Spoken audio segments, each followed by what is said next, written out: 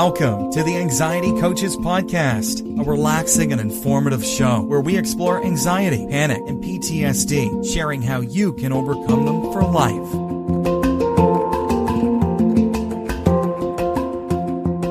Aloha! Welcome back to the Anxiety Coaches Podcast. I'm your host and coach, Gina Ryan, and I am so happy to be with you again today as together we can consider the many ways to bring your mind and body back to its natural peace and calm. In today's episode, we're talking about avoiding difficult feelings. This is something we all do, but I want to talk about why it's a good idea to not do it. We all distract here and there when we are feeling difficult emotions that we want to get away from, but there is medicine in being able to process what comes up when it does. So when we're talking about feelings and emotions, we want to pay attention to what we believe about our feelings and emotions. And one of the things that I come across often with people is they think if they push aside the feelings, the difficult feelings, the emotions that are unwanted, if they push them aside or push them down, that they will go away. And I want to be clear today that one of the best things you can learn is that they don't go away. All they do, all those difficult feelings and emotions do, is they wait for a convenient crack in your ability to keep it down or keep it pushed to the side. It's like pushing a beach ball under the water. Eventually, you get tired. It's hard to keep it down there. A little bit of easing up on it, and it pops up when you least expect it. And this is how it can be with these feelings and emotions that we have tried to push down. They find a convenient time to enter, and they arise in your consciousness. It comes up. This is when people think that the anxiety or the other tricky emotion came out of the blue. It didn't. They don't. These feelings and emotions came at one time rightfully. They were not acknowledged or dealt with. That's okay. It happens to all of us. There's something we can't deal with in the moment. We push it aside or push it down. But we cannot be surprised when things pop up when we least expect them. And they usually pop up when we really don't have the resources to deal with it. And then we are double teamed. We've already got a tired time, or maybe we're not well, or we have a full plate to begin with. And then these other old feelings and emotions also pop up into our consciousness. It's not good timing. So it's good to not have a big backlog of those if you can help it. They don't come out of the blue. So what I wanted to do was look at some of the feelings and beliefs, actually. Look at some of the beliefs that people have about emotions. These things are not true. So I want you to see if any of these ring true in your life. These are false beliefs. If I tell others how I feel, they'll use it against me. If I tell others how I feel, they'll think I'm weak.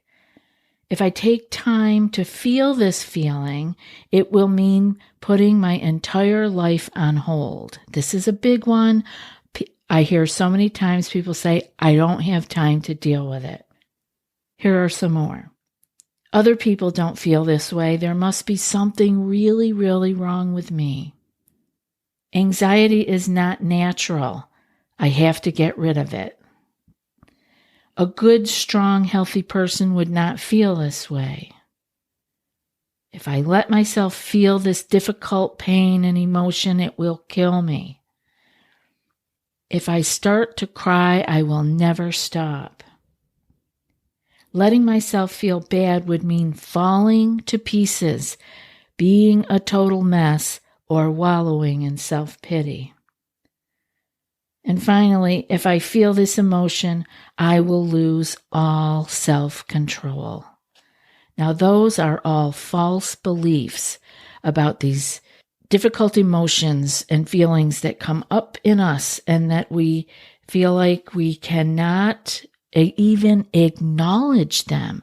We have to block them out. It's almost like we're in battle with them. We can't even let ourselves acknowledge that we are having this feeling, which alienates ourselves from ourselves. So I have all kinds of things I want to talk about with this, but first, I want to thank today's sponsor. Now, a word from our sponsor, BetterHelp. It can be really tough to train your brain to stay in a problem-solving mode when you are faced with a challenge in life like we are talking about today, these difficult feelings and emotions. But when we actually learn how to find our own solutions, we can feel free. There is actually no better feeling than that. And a therapist can help you become a better problem solver, making it easier to accomplish your goals, no matter how big or small. I know when I talk to a therapist, I get that feeling of being less stressed. I feel more confident, and I feel like I've been able to unload things that maybe I cannot unload on anyone else. It is a safe place, and it can really help you with anxiety and depression. If you're thinking of giving therapy a try, BetterHelp is a great option. When you want to be a better problem solver, therapy can help get you there. Visit BetterHelp.com/ACP today to get 10% off your first month. That's BetterHelp.com/ACP. Now let's get on with these false beliefs that we have about real feelings and emotions, difficult feelings and emotions, and how we try to push them aside. We become afraid of these difficult feelings and emotions that are really natural, healthy, and they are an important part of living a healthy, happy life. As a matter of fact, today's quote is from Gretchen Rubin, and she says, negative emotions like loneliness, envy, and guilt have an important role to play in a happy life. They're big, flashing signs that something needs to change. Now, I'll read that again at the end of the show, but it was a perfect place to pop it in here because that's exactly what it is. If we let ourselves experience these negative emotions, we can understand the gift they have for us. They didn't come about for no good reason. And if we let ourselves experience it, the difficult feeling or emotion, it will pass in good time. It always does, just like anxiety, that are like waves. They rise and they fall. You can tolerate your feelings. Being alive, being human, is all part of experiencing the full range of human emotions. And we want to be self-compassionate with ourselves. We want to say it's okay that I'm feeling this, not say all of those negative false beliefs that I mentioned earlier, that there's something wrong with us because we're feeling a less than happy emotion. Trying to discount the less pleasant emotions or expecting ourselves not to have them does nothing but increase our frustration and decrease our sense of worth. And it also increases our anxiety because we are not being in the present moment. We are putting things aside over and over again, building up a big backlog of emotions ready to burst. Emotions are healthy and natural, whether they are negative or positive. And it's our needing to stop the feeling that is unnatural and leads us to unhealthy behaviors and other situations, such as feeling nervous, feeling stressed, having anxiety, having panic pop up, quote, out of the blue. It doesn't come up out of the blue. It was just stored. You've been holding that beach ball under the water, and it's now popping up. Feelings don't come out of nowhere. It may seem to you that you are minding your own business, and then these huge emotions come along. I hear this all the time. I was having a great day, and then this huge emotion came, and I was down the wormhole. It may seem that your mood swings any way it chooses, right? Like as the wind blows, and there you are just having to go along with it. But the truth is that your emotions are coming from somewhere, and they come from our mind. And so that is a good thing because that gives us power back. Emotions come from our minds, and we can learn to connect thoughts, emotions, and our behaviors. You may have grown up in a household where the negative or the difficult was pushed to the side. It may not have even been allowed to be expressed, right?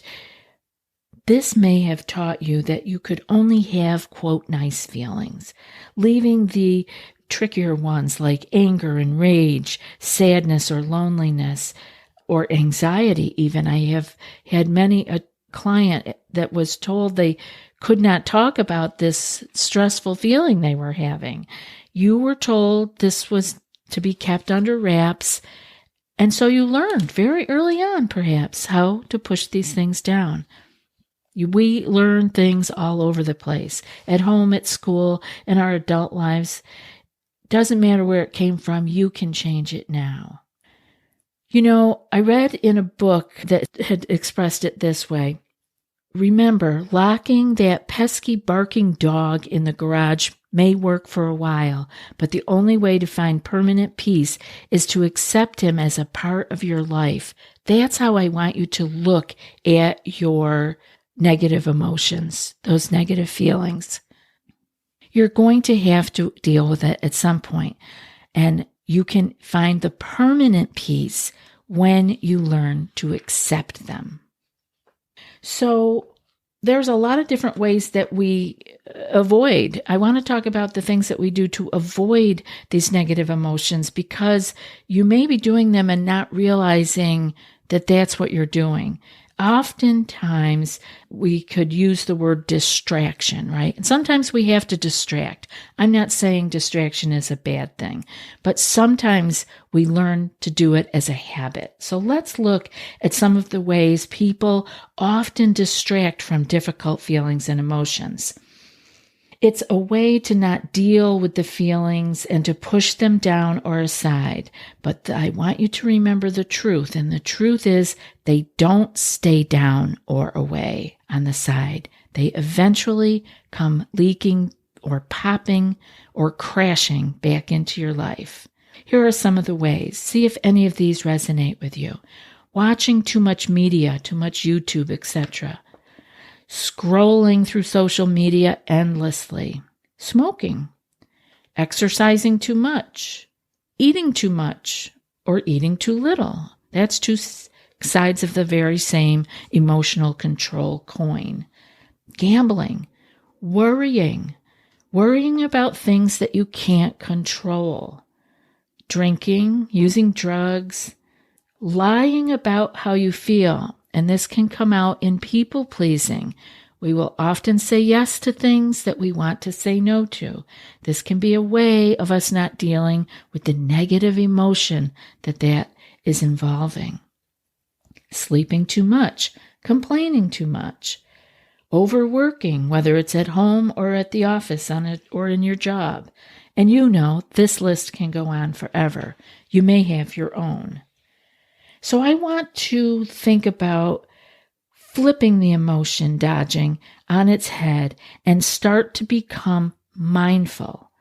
Use these distractions as your trigger to stop and ask yourself, what feeling is it that you are trying to avoid?